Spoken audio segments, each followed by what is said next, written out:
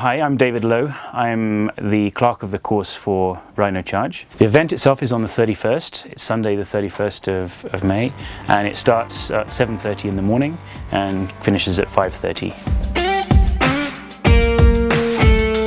Every Rhino Charge is different. Anyone who's frequented the event knows that it's unique every year. Obviously a huge part of that is the fact that we try and use a new venue every time, and therefore all the logistics change, the location itself changes, the terrain is different. So just by virtue of the fact that it's a new place, it'll be different. We've decided to get rid of area check-in this year completely, and we will be issuing the route notes through social media and email, etc. On the 28th of May. And then obviously different groups of people are allowed in at different times. For example, the operators and competitors are allowed in on the 28th, the spectators are allowed in on the 30th. So we just hope people don't come early, because otherwise they'll be camping outside for a few days.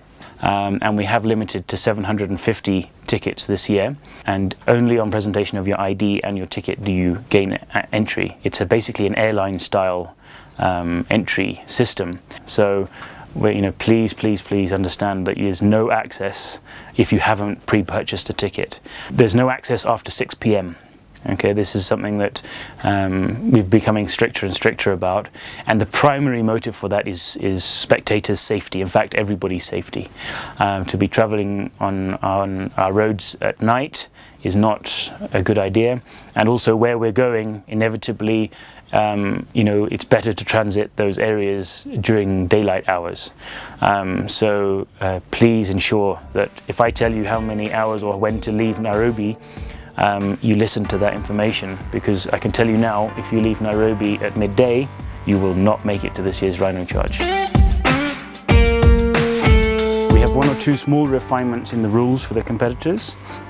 Those are specifically related to try and restrict the growth of extreme vehicles.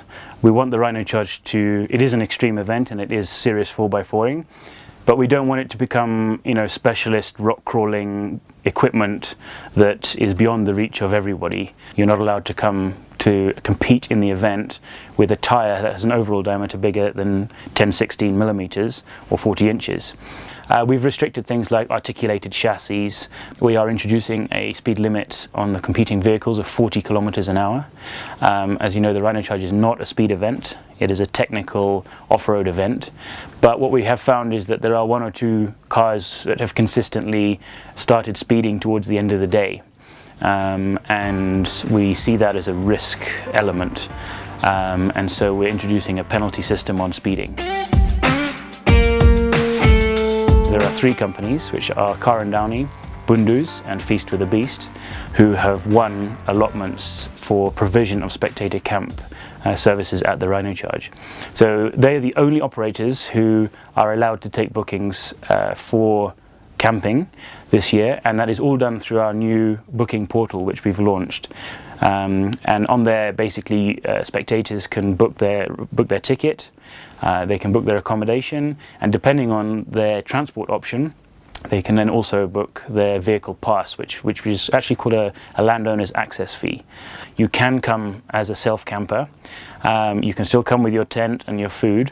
The difference is that you'll have to book an allotment with either Bundus or Feast with a Beast, and they then are contracted between you and them to provide you with shower facilities and toilet facilities, as well as garbage collection and community security.